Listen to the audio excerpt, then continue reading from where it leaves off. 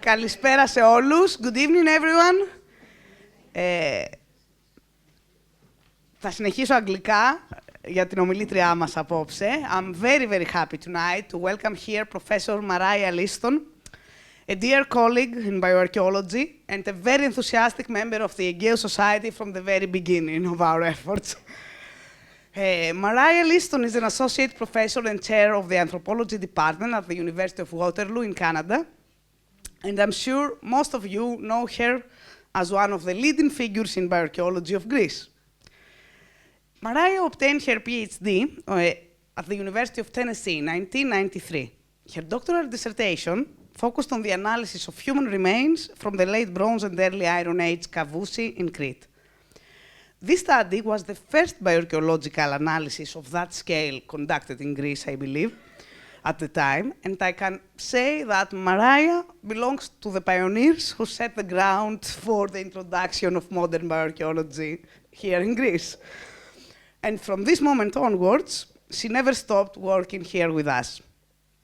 She returns every year, and she is one of the core members of the American School, in which she has served as a member of various committees and twice as a visiting professor, as the winner visiting professor in 2004, I believe, and as the Whitehead visiting professor this year.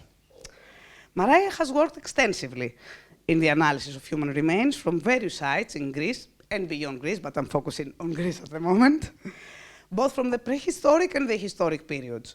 To name a few, Agora in Athens, Thebes, Eklena, Heronia, Liatovouni in Epirus, and of course Crete with Kavousi and Azoria, and many more.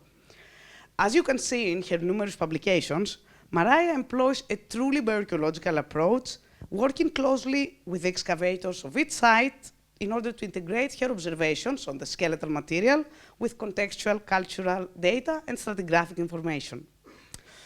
Having personally the luck of having worked with her side by side at the Winner Lab for many years, I can tell you firsthand how meticulous is her work, how much she loves what she's doing, how much time she devotes in each bone fragment, even tiny ones, and really how enthusiastic she is always to share her work with her colleagues and students and friends around the school and the lab. So enjoy her with us tonight. Thank you. Thank you. Wow, I'm not sure I could live up to that introduction. I am truly honored to be here tonight. I have been watching and enjoying and using the Aegean Society since the beginning, and I have benefited enormously from the tremendous work, bibliographic and various other things. And of course, I always enjoy the annual party in the summer, so although I never have won the raffle. But anyway, thank you so much for coming this evening.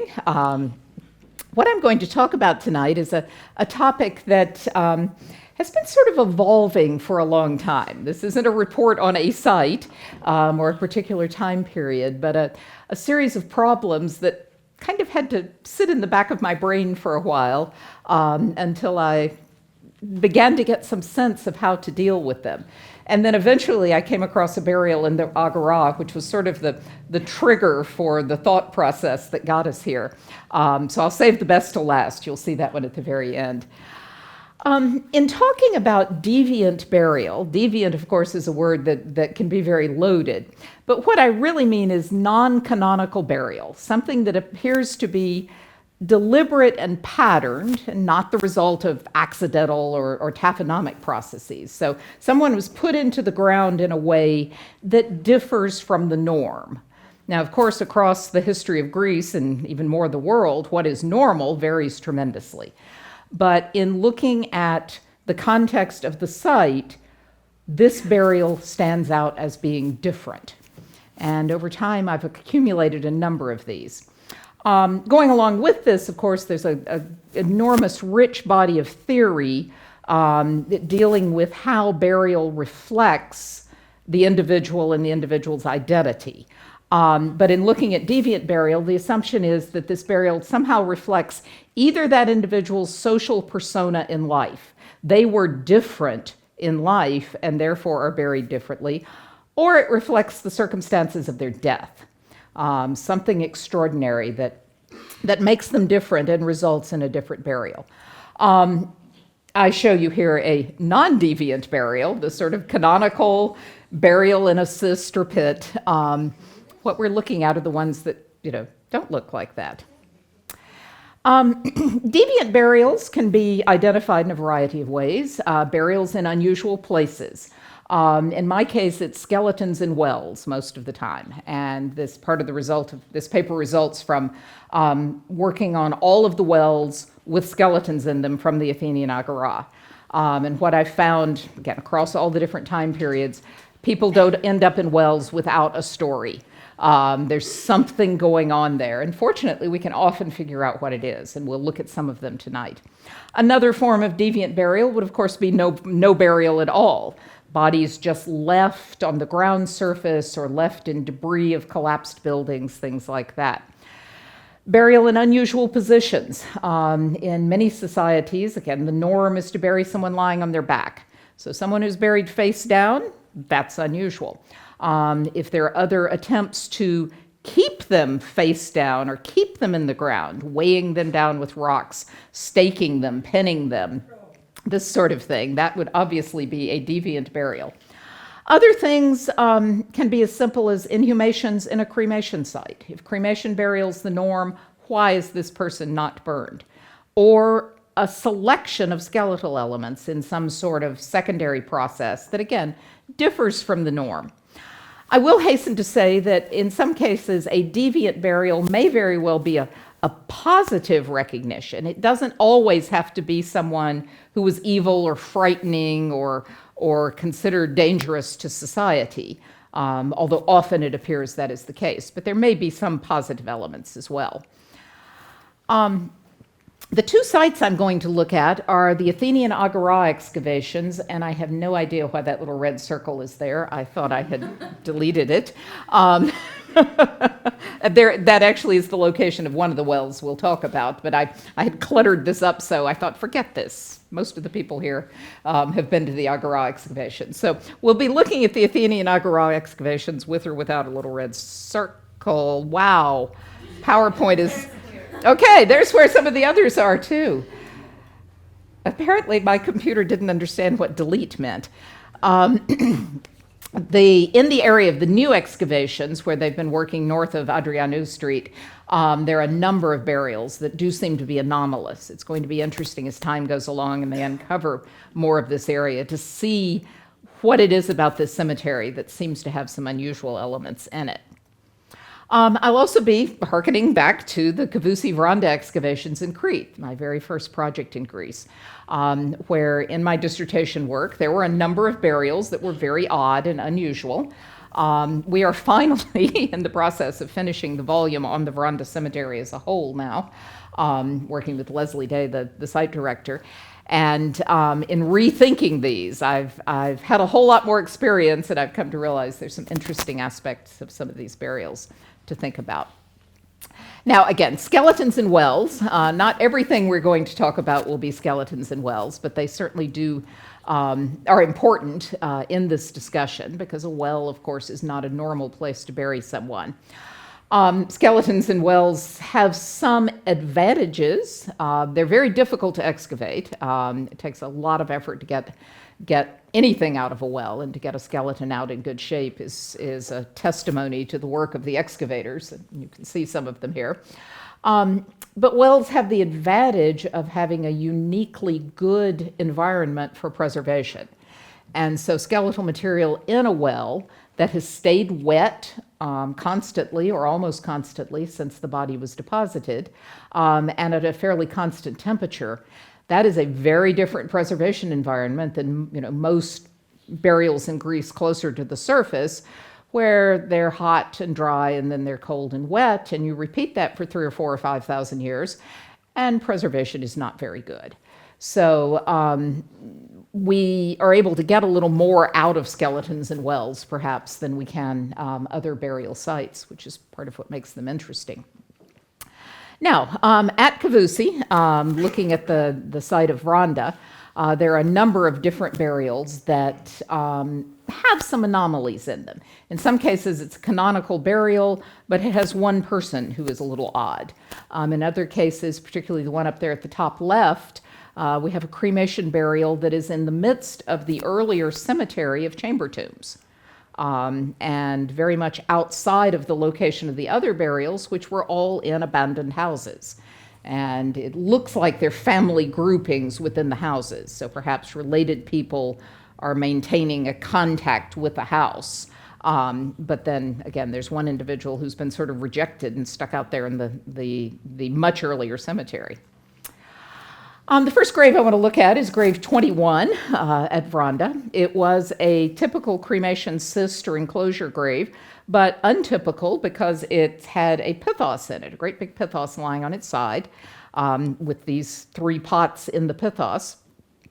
At the bottom of the pithos, and you see it here in the ground on the left, and then the bottom right, the very bottom level of it, we found the very poorly preserved remains of a child, about 3 years old. And this child possibly was buried face down, which is somewhat unusual, but the preservation was pretty bad. Oddly, on top of that, there were 2 adults, 2 cremated adults, a probable female in her late 40s and a probable male who appears to be over 50. So something unusual going on to have not so much the child in the pithos, but adding 2 older adult cremations to it was odd. But then above it, and of course excavated first, there was another very unusual arrangement, 3 cremated individuals. And these reconstruction drawings are based on identifying each individual fragment of bone and plotting it in to be able to reconstruct body position to some extent. But in this case, it was 3 individuals who very clearly were cremated simultaneously on top of this pithos, which is unusual in and of itself. Again, a male, roughly 40 to 60, another probable male that I couldn't age, and then a female, also of unknown age, but there was a very young fetus, roughly 4 months in utero, associated with the female. So, except for the initial child in the pelvis, everything about this is unusual, given the standard practice at this cemetery. Unfortunately, as always in archaeology, there's some questions we can't answer. There was nothing about the people themselves that suggested any reason why they would be treated differently. And cremation was normal, both for adults and children at this site, but 3 at a time and 2 put in a pithos. It's all very unusual, and they're all located in this one grave. So, an example of some questions out there. I'm always interested in hearing from people who've perhaps seen something similar. Another set of graves, and in fact there were 3 of them, although we'll focus on 2 here at Vranda, were likewise unusual because, again, instead of being cremated and just left in a cyst or enclosure, they were put in urns or pots. You see 2 amphora here. They're very different dates, and yet were put adjacent to each other in the corner of a tomb. What was even more interesting is the very tiny quantity of bone that was put in these pots. The picture on the left, you see above the scale all of the bone that was in one of those pots, and below the scale is all of the bone that was in the other pot. There was a 3rd burial like this, 3rd amphora burial, also on the site, which likewise had a similarly small amount of bone. The total weight of all the bone was well under 100 grams. I've joked about the fact I'll never get a publication on less material than this. But beyond being tiny, the other thing that was interesting was, in each case, there were fragments of cranial bone, and there was a fragment of one of the lower arm bones, either the radius or ulna. And in these 2 cases, both of them were the right arm. The other one, it's either a radius or ulna, and the fragment is so small and broken up, I can't tell which side it's from. But that is not a random event. This is a selection of elements. For some reason, cranial bone and arm bone seems to have been important.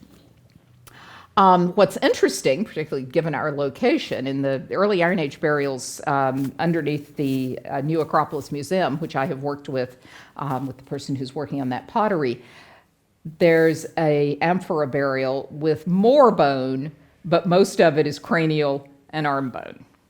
So it's possibly is not limited to Crete. I'm very interested in finding more examples of this and seeing if this sort of token representation is important. If the people of Cavusi had wanted to make it easy on us, those pots would have been imports, or they would have been from somewhere else on the island, and we could say, oh, look, these people died somewhere else, and were brought back a token amount to the family grave. I still think that's what's going on, but unfortunately the pots are completely local. So they didn't help us out that way. But I suspect what you have here is bringing someone back to what I've been able to demonstrate reasonably clearly are family graves, that the people in these house clusters are probably related to each other. So I think that's what's going on, but again, not going to be able to prove it. But here again, if anyone else has come across pots with small bits of cremated bone in them, I'd be very interested in hearing what those bones were.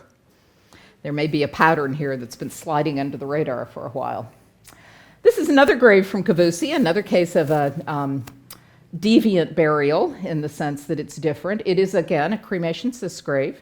It had quite a few cremations. I think there are 3 adults and a couple of children. But on top of it, there's this inhumation burial. So someone who was not burned, he was also tossed into the grave fairly casually. You can see there in the upper left, his feet are going to the very upper left corner of the cyst, and then he stretches out across it. He was not laid out neatly, and no evidence whatsoever he was buried.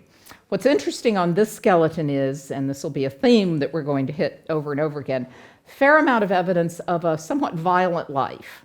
There were a number of healed fractures. He's got a healed fracture on his thumb. He's got probably a wrist fracture, also healed, possibly a rib fracture. And then at some point he had injured his right ulna and had developed an infection called osteomyelitis, where you get a bacterial infection into the bone. It had created a drain for this. It had then healed. He survived this. But a series of potentially different events resulting in pathology. I also realized as I was preparing this lecture that the last time I talked about him publicly, I was still using slides, and all of my slides are in Canada. So I can't show you his injuries, unfortunately. I have some more that need to be scanned, clearly. But he's interesting. He had a violent life. He gets buried in a grave with other people, but they didn't burn him. So another pattern. Now, another theme, and one that a little more exciting perhaps, are the concept of the dangerous dead. Obviously, we're dealing with prehistory here, so we don't know exactly what was considered dangerous. But we do know from later Greek literature, there are individuals who were a cause for concern, were viewed as being dangerous or at least disturbing. Generally within Greek mythology and religion, ancient Greek religion, the dead are viewed as being fairly weak. They actually don't have the ability to harm people directly, but they can stir up the Furies, the Erinyes. And so you can, through your activities, bring threats to individual or society. The concept of miasma can be brought to a family or individuals by the actions of people who may be dead.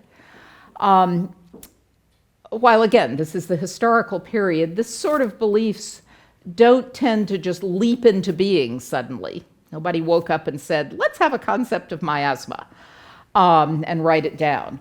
They tend to be based on long traditional beliefs. So, you have to be careful in reading too much into the past, but I think we can use some of the concepts of the historic period to try to understand what is going on with later peoples. There are various categories of the dead who are dangerous. And here again, there's a wonderful body of literature. Anastasia Tsaliki, who's at Durham University, has a marvelous article in a collection on deviant burial. Talia Shea, who is a sociologist, has a very useful article on the concepts of deviant burial and dangerous or restless dead. And then, of course, there's a book by Sarah Johnston called The Restless Dead. So there's a lot of literature out there dealing with this, and certainly a lot of my discussion I should credit them for. As I've mentioned before, the unburied, the atafi, are dangerous. And of course, there's a lot of Greek literature dealing with that concept. People who weren't buried lingered. They weren't quite able to go to their appropriate place in the underworld and could cause problems for the living. Archaeologically, of course, the atafi are very difficult to recognize or find, because if they're not buried, they don't tend to preserve. So it's unusual to find these, except perhaps in catastrophic destructions. Those who die violently, those who are murdered, as well as murderers and suicides, are a particularly troubling category. And this is one, of course, that we can identify, and we'll see some examples of, perhaps. The eroi, those who are dead untimely, particularly children and unmarried adults, and especially unmarried women, were seen as being potentially threatening. Another category that caused a great deal of concern were those who die twice, or had what we would call a near-death experience, or those whose fate is postponed, should have died and didn't. These were of concern, and again, in the historic period, but the problem with this, of course, is these two are unlikely to be identifiable archaeologically. And then finally, and this is a category that I suspect may refer to my people at Kavusi, the apotafi, those who are buried separately, not in one's ancestral tomb. This was thought to be disturbing to the dead and might cause them to wander. I have often wondered if my little token cremations at Kavusi may be in response to that belief, that this is bringing home a representative part of someone and putting them in those ancestral tombs. And then finally, and I couldn't find a good Greek term for this one, social outcasts. There's been a lot of work. There's been a publication on a burial in the Agora by John Papadopoulos and Lisa Little, talking about social outcasts. And in fact, in looking at these well burials, this is one of the big things I have found, is people that we can probably categorize in that way. So let's look at the dangerous dead. Again, violent death, certainly a theme of literature. Clytemnestra seems to be often involved. Here she is killing Cassandra. Certainly something that usually can be identified in skeletons. And we have some examples of that. From the Mycenaean period, a well in the Agora, this one is sort of in the edge of the South Stoa. Interesting deposit. First they came down on this single calyx, sort of broken. Beneath that, there were great big boulders, really sealing off the top of a well. And then about 1.5 meters below that, they found a skeleton. They assume this calyx is related to the body, but that's not 100% clear. It's sadly a rather plain and ugly calyx, because this is the only photo I can find of it, and it's actually a contact print that was put in the Agora notebook in the 1930s. So, and those of you who've heard me talk about murder victims, you bear with me, you've seen this person before. He's an old friend. This is an adult male, lived to a very good old age for his time, into his late 50s, had terrible teeth, just awful teeth, lots of cavities, he'd lost quite a few teeth. But other than that, fairly healthy, he's very robust, lots of well-defined muscle markings. He'd had a rough life. He broke his left arm at some point, long before he died. It's well healed, but it also was set well. There's a little bit of misalignment, but not much. This was treated well. He'd also broken his left fibula, which is the bone of the outer bone of your lower leg. And then both knees had a condition called osteochondritis dissecans, which is where the cartilage is damaged in some way and you get some bone destruction underneath this. So he had achy knees and possibly other achy limbs as well, but again, none of this terribly debilitating and long past. However, he died quite violently. He has cut marks on his back, some sort of bladed instrument hit more or less parallel to the vertebral column. Also has a cut mark in the shoulder, which affected both the scapula and the clavicle and actually dug into the shoulder joint itself. Now, unfortunately, the proximal humerus, the top of the arm bone, is missing. So, but it presumably had a cut mark on it as well. So at least 2 blade injuries on his body. And then finally on his skull, you're looking at the base of the skull here, the face is missing. I think that is actually a perimortem fracture. It's what's called a Lefort 3 fracture, where the whole face separates from the brain case. There's several places where the fractures are sort of bent and frayed in a way that is more typical of fresh bone breaking rather than old bone. But I can't be 100% sure of that. What I am sure about is the blade trauma on his neck. There are cut marks on the base of his skull and his first vertebra that actually extend over to the side of his skull. Here you see them again. Multiple cut marks on the vertebra. In the bottom right there, you can see how it's just been sliced over and over and over again. There are at least 6 long cuts running from the neck over to the ear on the side, more or less from left to right. And they line up here on the side. You can see multiple cuts, and then at least 2 that actually came up and was sliced through his ear. This man died very violently. Somebody really wanted him dead, cut his throat over and over and over again, or someone who really didn't understand anatomy and was trying to behead him and doing a very bad job of it, because it wouldn't have been particularly effective. They weren't cutting through the neck, they just kept cutting through the soft tissue. But this was a gruesome, violent death. And then he ends up in, at that point, disused well, and somebody throws a bunch of rocks on top of him. And then apparently somebody comes along later and puts an absolutely plain, undecorated pot, kylix, on top of him. So this seems to be a good case of someone who died violently and is buried in a deviant way. Now, I will add, not every violent death results in deviant burial. From almost the same time period, just a little bit early, this one's LH3A2B, there's a cyst grave.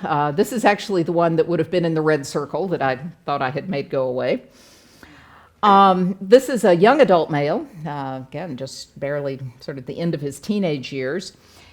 The grave, because actually I should note here, there are big slabs of stone that ran across the top of the grave. And because of that, apparently, water dripping through there had so many minerals in it that the bone is actually fossilized. There is a coating of stone all over these bones, and it permeates the bones. They're weirdly heavy. It's like picking up rocks. And what that has done is hold this fracture together. That's a blunt force trauma fracture there on the top of the skull. If I were looking at a modern forensic case, I would say this man had been killed with a hammer. Looks exactly like being hit in the head with a metal hammer. And presumably he was hit with something like that. But that alone was potentially a fatal wound. Interestingly, though, on the other side of his skull, so hence the curved arrow, you're looking at the inside view here of what is a sort of uninteresting looking little hole on the outside of the skull, and I ignored it literally for almost 2 years before I started peering inside the skull and realized that it's beveled on the inside, that you've got a cone of force that's moved through the skull moving outward. What this looks a great deal like is a small caliber bullet wound. Seems somewhat unlikely in the LH3. But he was hit with something at high velocity. The 2 possibilities are an arrow, but I would expect to see sort of cuts or slices on the hole with an arrow point, or a sling bullet. Those amygdaloid sling bullets, which appear in the Neolithic and are used in warfare pretty much from there on out. I think if one of those hit point on, it could hit with this much force. There's a wonderful experimental archaeology project here waiting for someone to test the amount of force you can get behind one of these things. But that's, at the moment, that's my hypothesis, that he in fact was hit with a sling bullet and then also hit on the top of the head. So it's likely this man did die in battle. We don't have a whole lot of military deaths, and it's certainly not a battlefield cemetery, but the fact that there are two different weapons at use here, to me, suggests that possibly is what's going on. And he's, again, not buried in a deviant way, so violent death doesn't always result in that. Another big category of my dangerous dead are those who have some sort of disability and are incapable of functioning in society. And again, there's been one published as a social outcast from the Agora. But I want to go back to Crete and start with Kavousi Varanda and that grave I mentioned that's up in the cemetery of chamber tombs, which had not been used for centuries when this cremation grave is put there. So it's an unusual pattern. Here you can see grave 3, which is the cremation grave, and then behind it, Tholos tomb 4, which is one of this collection of tombs that we have there.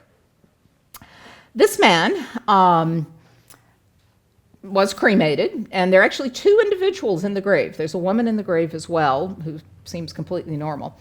He's 40 to 60 years old. He's an adult male, and he has a condition called hyperostosis frontalis interna, and all of the biological anthropologists in the room are going to go, huh? That's supposed to happen only in, or almost always only in postmenopausal females. It happens in males, and it consistently in clinical literature today, this condition develops in people who have some sort of hormonal irregularities. It's been identified in the skeletons of one of the last opera singers, the castrati, and it shows up today clinically in men who have various hormonal difficulties or irregularities, particularly low testosterone, very, very low, or some other problems. It's a condition that is mostly benign, but it does sometimes cause severe headaches. But it's very, very rare in males. And yet here, this grave that is canonical in the sense that 2 adults were cremated in the cis grave, not at the same time, but is set out and away, makes me wonder if this person was not seen as somehow being different, odd, not quite functional in society. Males who have genetic conditions that cause hormonal imbalances often have whole syndromes of other problems. There's nothing visible on the bones, but it suggests there's something odd going on here, that he has this condition. This was a case where I sort of second-guessed myself. I identified this first as a graduate student working in my PhD, and about 4 years ago, I was able to go back to Crete and drag out this box and look at it again, and the condition is there, and the skull is, looks very male. So I do think that's what's going on here. So again, potentially identifiable as different and buried in a different way. Now, moving back to wells in the Agora, which are really just my favorite topic. This burial, J38, is an early geometric burial, and they found a skeleton a fair way down, far enough down that it was in water. This is actually a burial. This isn't body disposal. This is a burial. 2 little early geometric cups were found beside the body, and it was fairly neatly arranged. So it was sort of buried on the debris, filling up the well. And this is the same burial you can see here. He was in a flexed position, remarkably well preserved. It's a male, 30, 35 years old, fairly tall, fairly robust. Had a great set of teeth, although he had bad periodontal disease, and I think would have started losing teeth fairly quickly had he lived longer. But in most ways, a pretty healthy-looking skeleton. However, he has a bunch of burst fractures in his spine. These are anterior fractures where the end plate of the vertebral bodies has failed, collapsed. It happens most often if you jump down from a height and land on your feet. and the spine is compressed. Different from anterior fractures, where you get collapse that are more typical, say, of osteoporosis or things like this. This seems to be an accidental fracture in a healthy male. In several cases, you've got to what's called retropulsion. I love that word. Retropulsion of bone pushing into the spinal cord. Now it's the spinal canal. It's low enough that it's not actually affecting the spinal cord, which stops slightly higher than this in adults. It doesn't actually go all the way down the length of your spine, but you have a mass of nerves that can be pinched and affected.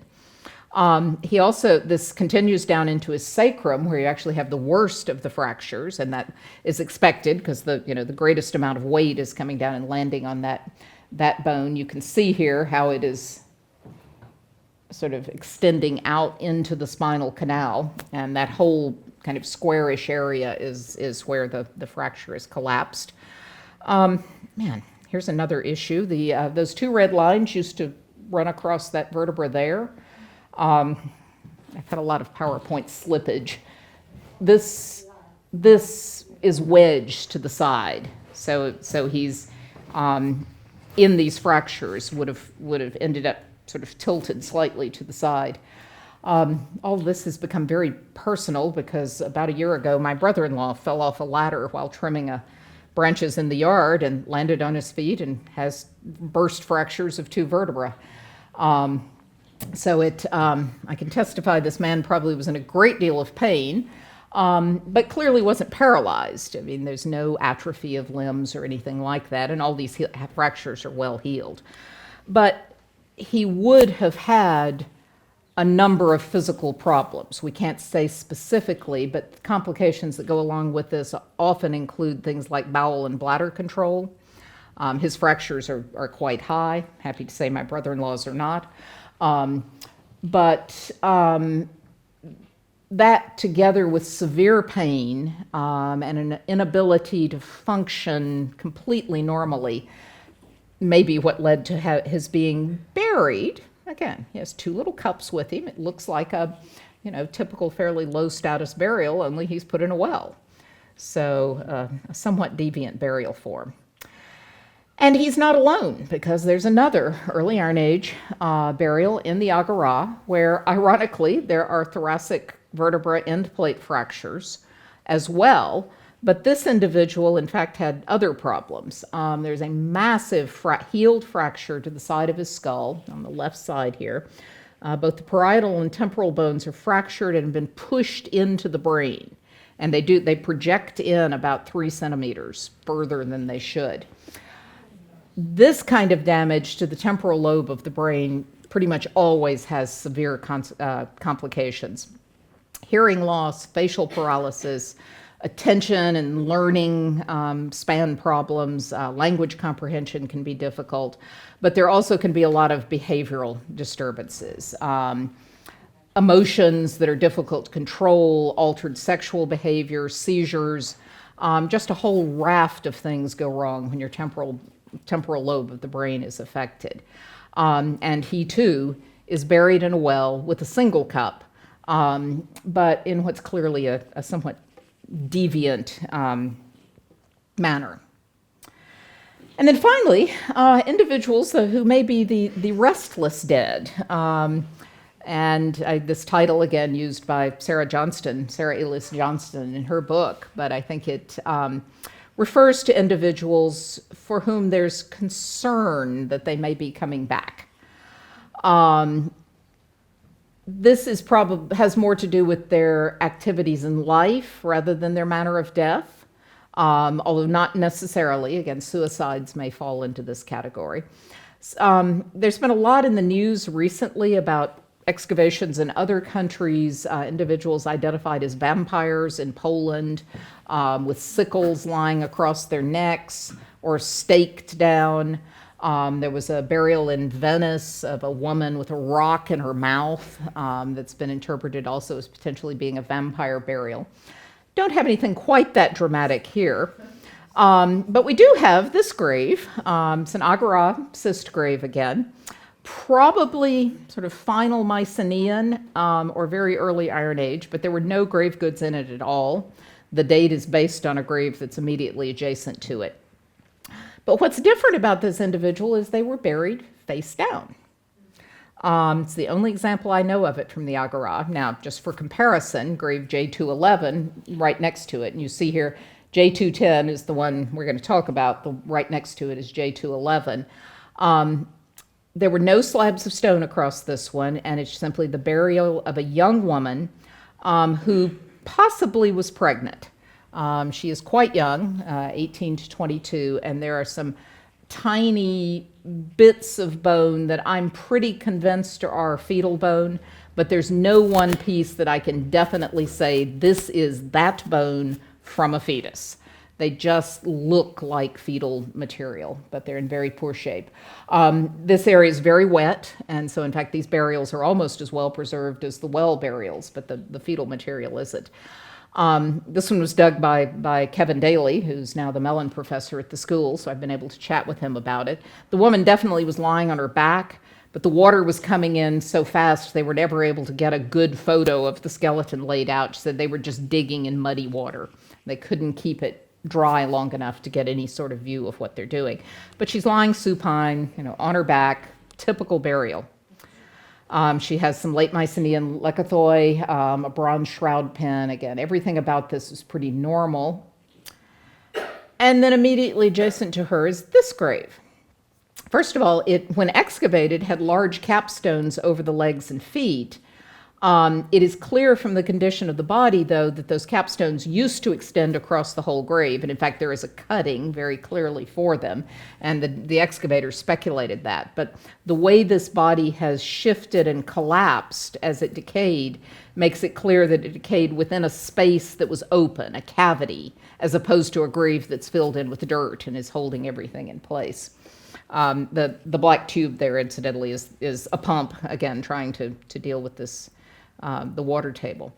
This is a composite photo, but giving you the whole grave. And what you can see here, again, the individual's lying on their face, or face down, so you're getting the back of the pelvis, the back of the ribs, the vertebra, and so forth.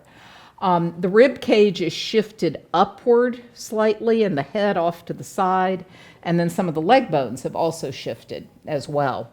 Again, all of this indicates that it was an open space, hence capstones across this one, unlike the adjacent grave. But even more importantly, I think, not only is he buried face down, there were 2 stones on the back of his neck, and I think the weight of these is part of what has caused the body to shift as it has decayed. So you see here the red arrow is the top stone. Unfortunately, they took a series of photos as they were digging it. In the middle, that second stone is appearing. They take that one off, and there it is. But you can see all of these piled up. The skull is to the bottom, and the rib cage is sort of up and to the right.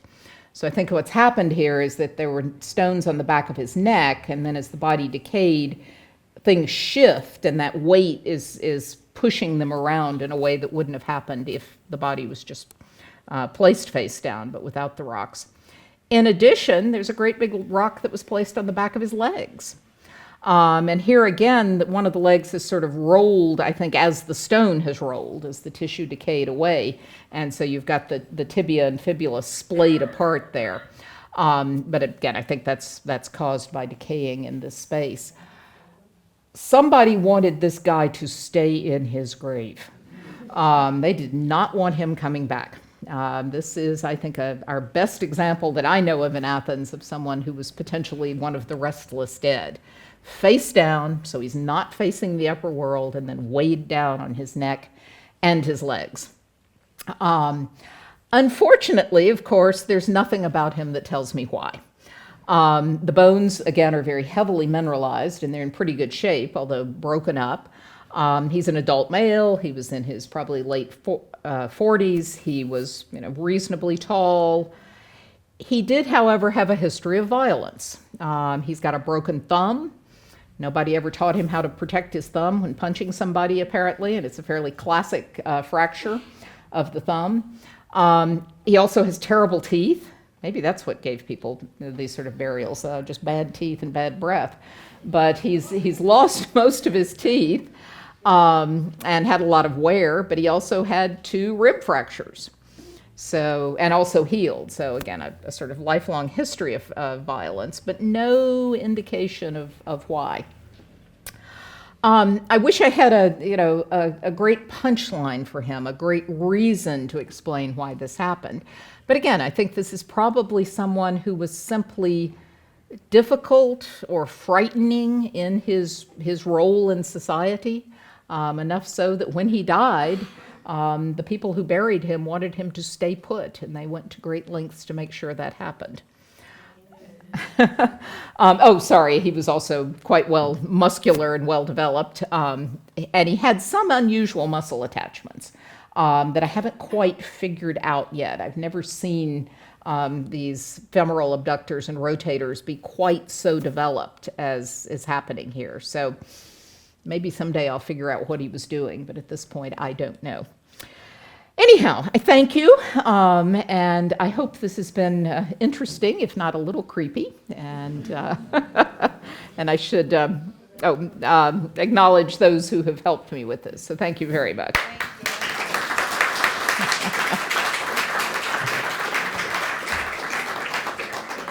I ask you something? Yes, absolutely. I'll give you that. Oh. There's no mention in the scriptures for all that, for all those results. Well, all of this is prehistoric.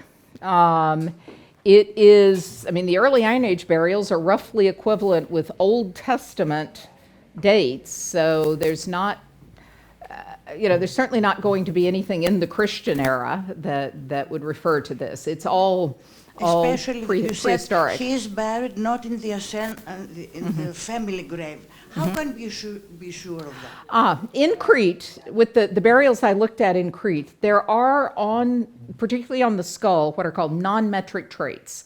They're little variants in the skull that are genetically controlled that, they don't make any differences, but they're just variants that are inherited.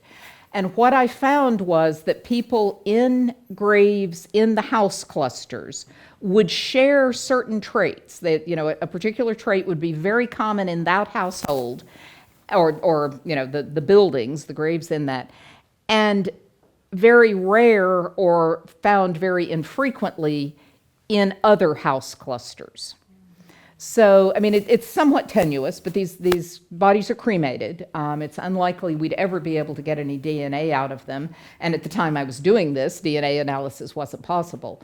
But as far as we can tell, it looked like individuals in these households were related to each other, which in turn suggests that these are family groupings.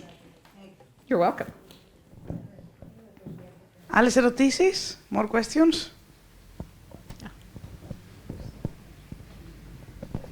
Thank you very much. I'm very surprised. Your knowledge and your background is like you have you know craniofracture, physiology, all these arts that from anatomia, εγκληματολογία, criminology almost, and so I'm. Could you so it is archaeology, but also with a lot of other aspects, arts. Mm-hmm. Yes. So, that's my question. How did you reach to that point? How can you interpret all this? What's the connection? I actually started out as a philologist. My plan was to do a PhD in classics, and I was going to write on Roman poetry. But I got interested in archaeology, and then I started taking anthropology courses. I finished a master's degree in classics, started taking anthropology courses at the University of Tennessee, which actually has a big program in forensic anthropology and studying bones, and discovered that anthropology was what I'd been trying to do in classics. This was back in the early 80s.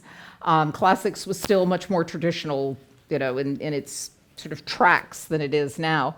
But at least I brought to anthropology the knowledge I'd gotten from classics. But then biological anthropology, everybody in this room who does what I do has studied pathology and has studied trauma. I got a little more trauma because I was working in a program that was a center for studying forensic cases. So we dealt with gunshot wounds, we dealt with stabbing victims, that sort of thing. And I've done some of that for the police professionally as well. The medicine, knowledge of medicine and diseases, honestly, tends to be completely ad hoc.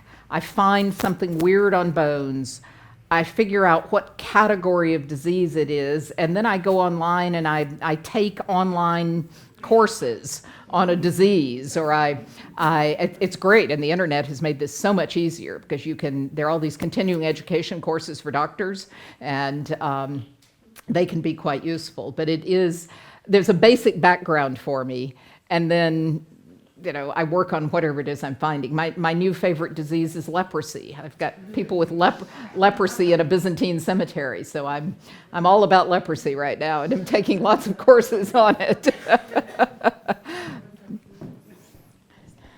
Thank you again for your lecture. Thank you. One question, is a DNA analysis possible in old fragments, bone fragments, I mean? Prehistoric period? Yeah, many of these I'm looking at were dug in the 1930s when the big push on the excavation, the Agora, took place. Some of them more recently, and in fact the guy buried face down was dug in the 1990s. He is so heavily mineralized that I wonder if any DNA would survive, honestly. He also is almost a fossil. Well, actually is a fossil. I've handled Neanderthal bones that are less fossilized or less mineralized than his. So it seems unlikely. It would be interesting, be fascinating, but again, he may have just been obnoxious and unpleasant, and that doesn't tend to show up in DNA, alas. Thank you. You're welcome.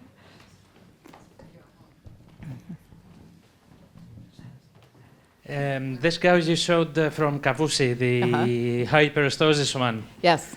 You said that he might have had an hormonal imbalance or something of the sort, but his skull was prominently male, right? Yes, it was. So that would be a person that would have grown up normally, yes, but then have gotten as an adult this. Yeah, I mean, it wasn't a extremely robust male, but it certainly did look male enough that I'm reasonably confident of that. But yes, that is a point that has troubled me. Is this something that happened later? Accident. I mean, there are ways to cut off testosterone after the growth period. But yes, it is something actually I've wondered about. He otherwise looks pretty normal, but it is a cremation, and it's pretty broken up. They weren't expecting a cremation grave there, and it was the first one found at the site, unfortunately, so they didn't catch what it was, and some of the bone went into the dump, unfortunately. But it's one I wish I had 100% of, definitely.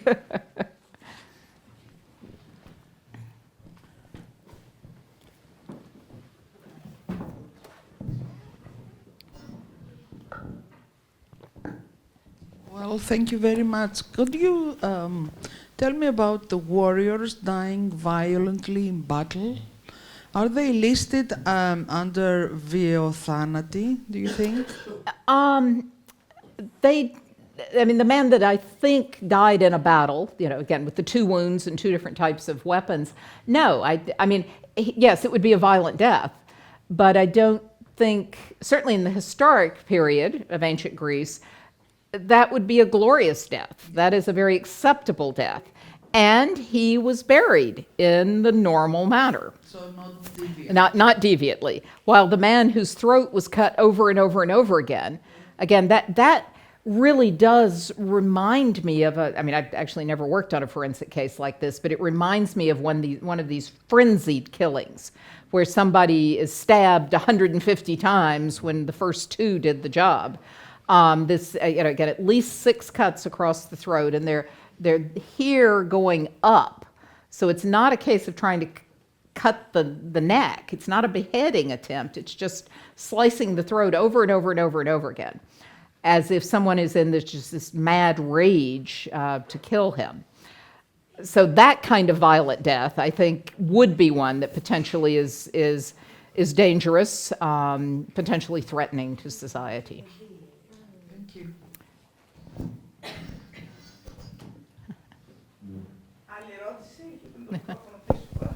Thank you very much. Just one question about the apotaphy.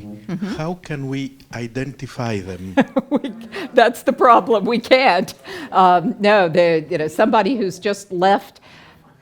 Well, I say that, and yet actually at Kavusi, there's the bones of a child, maybe a female, but very difficult to tell, that are just sort of scattered on the floor of a house, and there's there are burials around it. So.